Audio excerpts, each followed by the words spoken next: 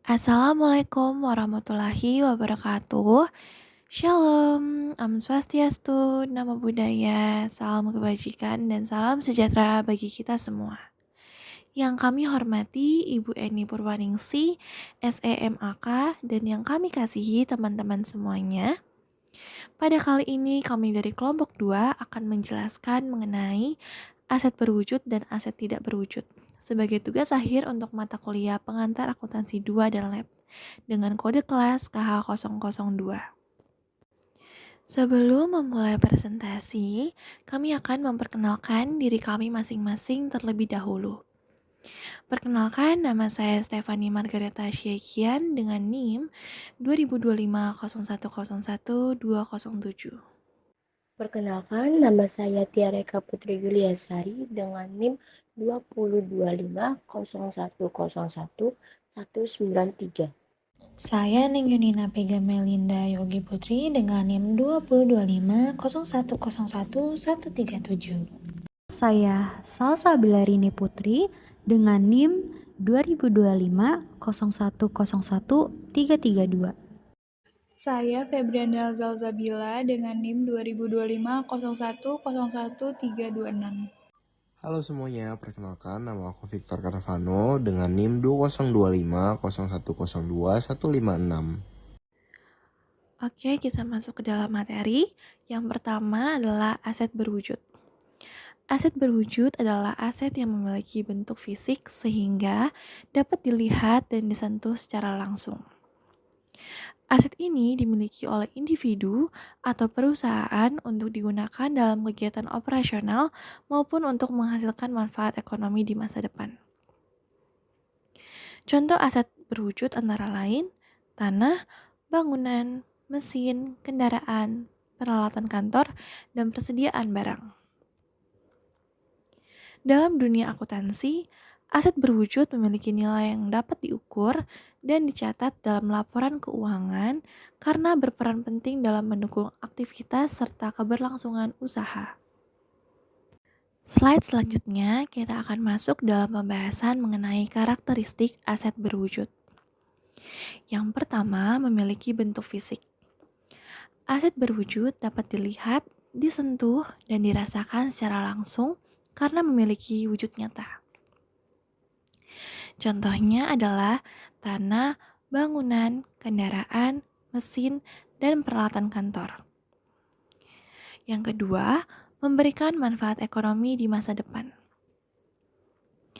Aset berwujud digunakan untuk mendukung kegiatan operasional perusahaan dan diharapkan dapat menghasilkan pendapatan atau manfaat ekonomi pada periode mendatang. Misalnya, mesin produksi digunakan untuk menghasilkan barang yang akan dijual. Yang ketiga, memiliki nilai yang dapat diukur dan dicatat. Aset berwujud mempunyai nilai ekonomi yang dapat dinyatakan dalam satuan uang, sehingga dapat dicatat dalam laporan keuangan. Nilai tersebut menjadi dasar dalam pengelolaan, penilaian, dan pelaporan aset perusahaan. Jenis-jenis aset berwujud. Yang pertama, aset lancar berwujud adalah aset yang dapat digunakan, dijual, atau dikonversi menjadi kas dalam waktu kurang dari 1 tahun. Contohnya, persediaan barang dagang, bahan baku, dan kas. Yang kedua, aset tetap berwujud adalah aset yang digunakan untuk mendukung kegiatan operasional perusahaan dalam jangka panjang dan tidak dimaksudkan untuk dijual kembali. Contohnya, tanah, bangunan, mesin, kendaraan, dan peralatan kantor. Selanjutnya, penjelasan tentang aset tidak berwujud. Aset tidak berwujud merupakan aset tetap yang tidak memiliki wujud fisik dan dimiliki oleh perusahaan untuk jangka waktu lebih dari 1 tahun. Seperti berbagai hak yang dimiliki perusahaan. Meskipun tidak dapat dilihat atau disentuh, aset ini memiliki nilai karena diharapkan dapat memberikan manfaat serta kontribusi bagi perusahaan di masa mendatang. Amortisasi atau amortize adalah proses penurunan atau berkurangnya nilai aset tidak berwujud secara bertahap selama jangka waktu tertentu dalam periode akuntansi. Oleh karena itu, amortisasi berkaitan dengan aset tidak berwujud yang dimiliki oleh perusahaan. Di sini aku akan menjelaskan tentang karakteristik aset tidak berwujud. Yang pertama, ada aset tidak berwujud dapat diidentifikasi. Agar dapat diidentifikasi, aset tidak berwujud harus dapat dipisahkan dari perusahaan. Misalnya dapat dijual, dialihkan, atau dipindahkan. Selain itu, aset tersebut dapat muncul dari hak kontraktual atau hak hukum yang memberikan manfaat ekonomi sehingga manfaat tersebut dapat mengalir kepada perusahaan. 2. Aset tidak berwujud tidak memiliki eksistensi fisik. Aset berwujud seperti aset tetap memiliki bentuk fisik. Sebaliknya, aset tidak berwujud memperoleh nilainya dari hak dan keistimewaan yang diberikan kepada perusahaan yang menggunakannya. Dan yang ketiga, aset tidak berwujud tidak merupakan aset moneter. Aset seperti deposito bank, piutang, dan investasi jangka panjang atau obligasi dan saham juga tidak memiliki substansi fisik. Tetapi demikian, aset moneter memperoleh nilainya dari hak atau klaim untuk menerima kas atau setara kas di masa depan. Aset moneter tidak diklarifikasikan sebagai aset berwujud. Selanjutnya, ada jenis-jenis aset tidak berwujud, yaitu ada hak paten. Hak paten merupakan hak khusus yang diberikan oleh pemerintah kepada individu atau perusahaan untuk memanfaatkan suatu penemuan melalui Direktorat Paten. Hak ini diberikan untuk jangka waktu maksimal 17 tahun dan dapat dialihkan atau dipindahtangankan kepada pihak lain. Nilai hak paten diamortasi selama masa manfaatnya, yang perhitungannya dapat didasarkan pada jumlah unit produk yang dihasilkan. Berikutnya ada hak cipta. Hak cipta atau copyright adalah hak eksklusif yang diberikan kepada individu atau badan untuk menjual, memperbanyak, atau memanfaatkan karya yang berasal dari hasil seni maupun karya intelektual. Hak cipta dapat diperoleh melalui penelitian atau penciptaan karya dan juga dapat diperjualbelikan. Masa perlindungannya berlangsung selama 28 tahun dan dapat diperpanjang untuk 28 tahun berikutnya. Hak cipta yang diperoleh dari hasil ciptaan sendiri umumnya memiliki nilai yang relatif rendah, sehingga dapat langsung dibebankan kepada periode akuntansi berjalan. Sementara itu, hak cipta yang diperoleh melalui pembelian biasanya memiliki nilai yang lebih besar sehingga perlu dikapitalisasi dan diamortisasi selama masa manfaatnya. Selanjutnya adalah merek dagang atau trademark. Merek dagang merupakan hak eksklusif yang dimiliki individu atau perusahaan untuk menggunakan nama, simbol, atau logo pada produk maupun jasa yang ditawarkannya. Dalam pencatatan akuntansinya, perlakuannya bergantung pada besar kecilnya nilai merek tersebut. Kalau nilainya tinggi, merek dagang akan dikapitalisasi dan diamortisasi selama masa manfaatnya. Tetapi, ada juga kondisi di mana merek dagang tidak diamortisasi karena dianggap memiliki umur manfaat yang tidak terbatas. Sebaliknya, kalau nilainya relatif kecil, perusahaan bisa langsung mengakuinya sebagai beban pada periode berjalan. Selanjutnya adalah franchise. Franchise adalah hak yang diberikan suatu perusahaan kepada pihak lain untuk memanfaatkan dan mengomersilkan proses, teknik, atau produk tertentu miliknya. Hak ini berlaku untuk jangka waktu yang terbatas, dengan syarat dan ketentuan yang sudah disepakati kedua belah pihak. Nah, karena masa berlakunya terbatas inilah, nilai franchise perlu diamortisasi setiap tahun selama periode manfaatnya. Contoh yang paling mudah kita temui sehari-hari adalah gerai makanan cepat saji atau minuman yang membuka cabang dengan sistem waralaba. Selanjutnya adalah leasehold. Leasehold adalah hak untuk menggunakan suatu aset berdasarkan perjanjian sewa. Untuk biaya sewa yang dibayarkan secara berkala, itu diakui sebagai beban pada periode saat pembayaran dilakukan.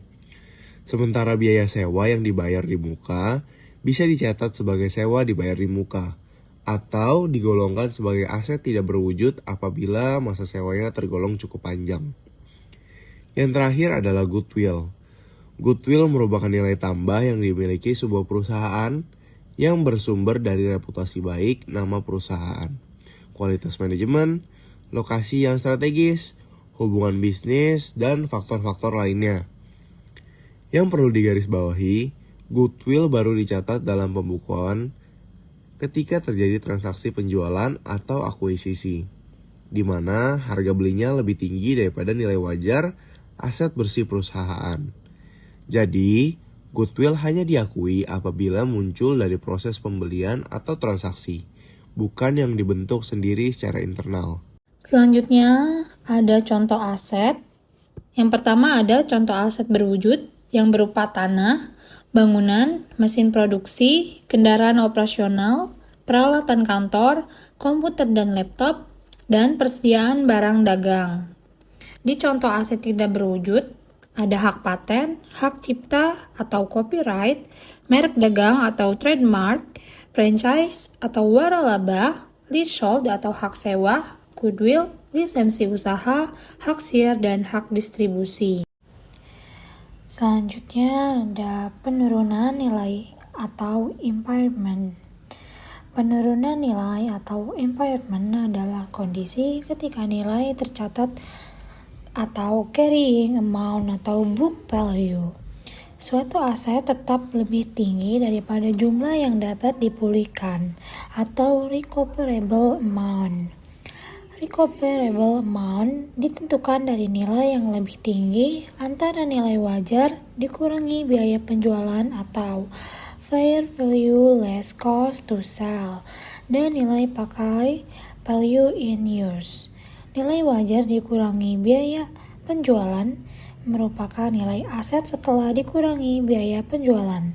Sedangkan nilai pakai adalah nilai sekarang dari arus kas yang diharapkan diperoleh dari penggunaan aset hingga akhir masa manfaatnya. Menurut PSAK nomor 48, pada setiap akhir period, pelaporan perusahaan harus menilai apakah terdapat indikasi penurunan nilai aset. Jika nilai tercatat aset lebih kecil atau sama dengan recoverable amount, maka tidak terjadi penurunan nilai. Namun, jika nilai tercatat aset lebih besar daripada recoverable amount, maka aset mengalami penurunan nilai dan perusahaan harus mengakui kerugian penurunan nilai sebesar selisih antara nilai tercatat dan recoverable amount. Selanjutnya ada depresi atau depletion. Depresi adalah proses pengalokasikan atau pengurangan biaya perolehan sumber daya alam akibat pemanfaatan atau eksploitasi sumber daya tersebut, seperti tambang, minyak bumi, gas, dan hutan kayu. Berbeda dengan depresiasi yang diterapkan pada aset tetap berwujud. Depresi digunakan untuk aset sumber daya alam yang jumlahnya akan berkurang seiring penggunaannya. Besaran depresi umumnya dihitung berdasarkan jumlah hasil diperoleh dibandingkan dengan total cadangan sumber daya yang tersedia. Perhitungan depresi mempertimbangkan beberapa faktor, seperti biaya perolehan sumber daya alam, biaya eksplorasi dan pengembangan, estimasi cadangan yang dapat dieksploitasi, serta nilai sisa setelah sumber daya habis digunakan. Tujuan depresi adalah mengalokasikan biaya sumber daya alam secara sistematis selama masa manfaatnya sehingga nilai aset yang tercatat mencerminkan kondisi sebenarnya akibat pemanfaatan sumber daya tersebut. Selanjutnya ada kesimpulan. Aset merupakan sumber daya yang dimiliki perusahaan dan memberikan manfaat ekonomi di masa depan. Aset dibedakan menjadi aset berwujud dan aset tidak berwujud. Aset berwujud memiliki bentuk fisik seperti tanah, bangunan, mesin, dan kendaraan. Sedangkan aset tidak berwujud tidak memiliki bentuk fisik tetapi memiliki nilai ekonomi seperti hak paten, hak cipta, merek dagang, franchise, leasehold, dan goodwill. Kedua jenis aset tersebut perlu dikelola dan dicatat dengan baik agar dapat mendukung kegiatan operasional perusahaan serta memberikan informasi yang akurat dalam laporan keuangan. Dalam penggunaannya, aset dapat mengalami penurunan nilai yang dicatat melalui depresiasi, amortisasi, depresi, dan impairment. Depresiasi digunakan untuk aset tetap berwujud, amortisasi untuk aset tidak berwujud, depresi untuk sumber daya alam, sedangkan impairment terjadi ketika nilai tercatat aset lebih tinggi daripada nilai yang dapat dipulihkan. Oleh karena itu, perusahaan harus melakukan pengukuran dan pencatatan yang tepat agar nilai aset yang disajikan dalam laporan keuangan mencerminkan kondisi ekonomi yang sebenarnya.